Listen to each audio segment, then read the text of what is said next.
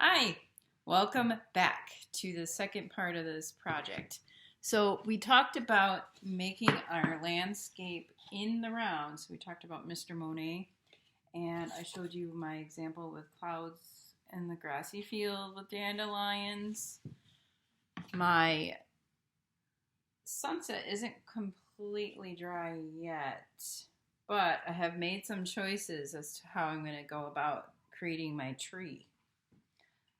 And so I'll talk about the tree a little bit. So this is my son Wyatt's. He made this when he was 8, and we created a weaving structure in which he could weave against and make a tree. And in order to do that, we need to cut notches in our plate, like so, on the top and on the bottom. So you have 2 on the bottom for your trunk. And then, I didn't count specifically how many there are. 1, 2, 3, 4, 5, 6, 7, 8. 1, 2, 3, 4, 5, 6, 7, 8, 9.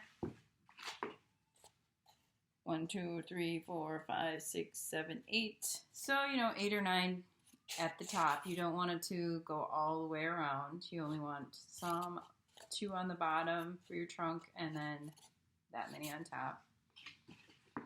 So once that's cut, we string the loom and we just wrap it around the back.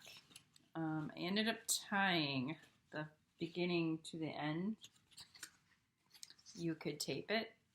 These notches are going to be pretty sturdy and hold those threads in place, but just for that extra security, you could tie it or tape it. What else would I like to do? I might, if this dries in time, demonstrate on this one. Actually, I will start. It is pretty dry. So I'm going to make those 2 notches at the bottom. So 1, 2, and then 1, 2, 3, 4, 5, 6, 7, 8. Okay. And notice I didn't cut into the plate, only the lip of the plate, only the edge. The reason is I want this to stay as strong as possible, and the less I cut, the better. All you need is to sink those yarn loops into the plate enough that it keeps it in place. So for this tree, because I wanted to create something dark, you can totally do a brown trunk with green leaves. And I had an option to show you this one woven with this. But because I wanted to try something a little different this time, I'm choosing to weave with a silhouette of a tree. So I chose black yarn, and I have just a little bit of it. I don't want an entire skein in my hand while I'm trying to work. So I just took a little bit off, enough. I think you want to use about 4 adult lengths of your arms stretched. So if you're a tinier person, you're going to need maybe about 6. So I'm just winding it around the back and sticking it in the notches at the top and winding it. I think I want that to come over here.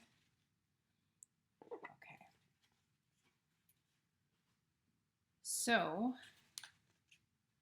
I didn't quite make it all the way, but I think I want to work with that because I like the fact that it's kind of off center. So you can always have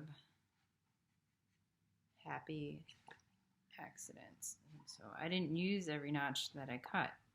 So I tied it at the back, and I have it a little off to the center. And like you see, I would wait until your paint's dry. So I'm not necessarily following the rules. But for demonstration purposes, and I'm wearing a smock, I can use my...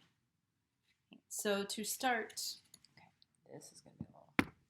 To start the bottom part of our weaving on the black, it's a little hard to see.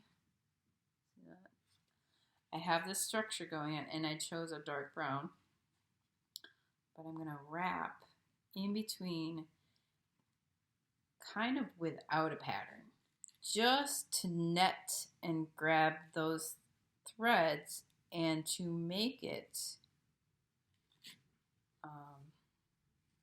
kind of like a trunk-like structure. And there is no right or wrong. You're just going to go up, down, around, over, under to make some sort of a structure in which it looks like a trunk. There's some light. So I can wrap around, I can go in between, and I would suggest doing a variety of different moves with your yarn so you have some texture for the trunk. You don't want it to just be one single wrapped skinny little trunk. You want to actually have some texture and some depth, some movement of your trunk growing, being alive.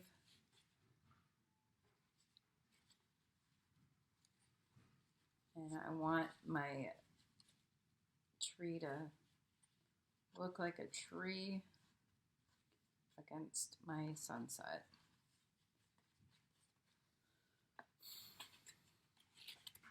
So I have it kind of like that.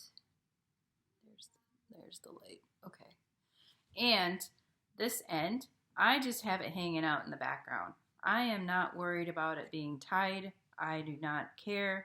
This is going to be decorative. It doesn't actually have to stay together by being used. So it is just however you are choosing to make your art. You do not need to make sure it's completely super secure and tied. So I would just experiment with weaving in and out and around to make your trunk. Because the upper part is a little bit more specific as to what we need to do. But down here, it doesn't matter. Down here, we want it to come together so you can see that a trunk. And because I'm kind of thinking it's desert theme, all those are gnarly looking plants because they have such harsh elements that they live in. My trunk's looking a little gnarly. So, all right. And I chose some deep purple instead of green, which it could have green leaves in the desert, or there are trees that do grow in the desert. They're not all cacti, but I chose a deep purple. And I'm going to weave the top of that tree. And because it's desert, it's probably not thick with leaves or anything, but I am going over, under, and I probably should have picked a lighter color. So maybe I will demonstrate a little bit more on the green tree. But again, this end, I'm going to go over, under, and I'm going to wrap it just right around. And again, it doesn't have to follow a pattern. You just want to go over, under, and weave. And these ends can hang out in the back. I'm going to just tuck them behind so it's hanging out. I'm going to tuck this brown one in like that, and then I'm going to to take my bundle gently over, under, creating a tree top. And my light is so dim, you're not going to see much of the detail here, but that's okay. I will demonstrate with the other one. Just want to get this filled in a little bit more to show you what I had in mind.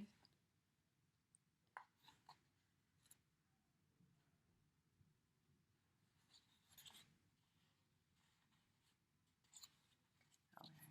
So there's my tree. It has a little bit of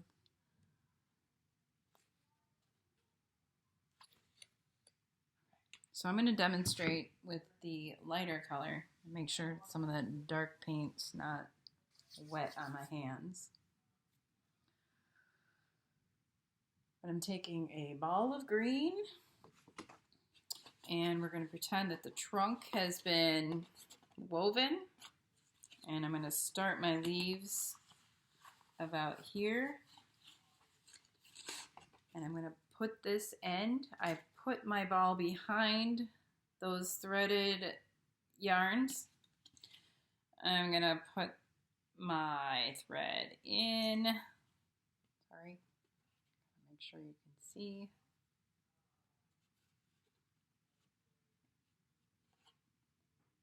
I want you to experiment. This is supposed to be a free form type of weaving where it doesn't necessarily follow a pattern of over, under, over, under. We're trying, it will when you get to your tree part, but to just go up and down, around, over, under is all we're really looking for. We just want you to get some leaves in your tree. So I'm going to go over this one, under the second one, over the third one, under the fourth one, over the fifth one, under the sixth, over the seventh, under the eighth, and then around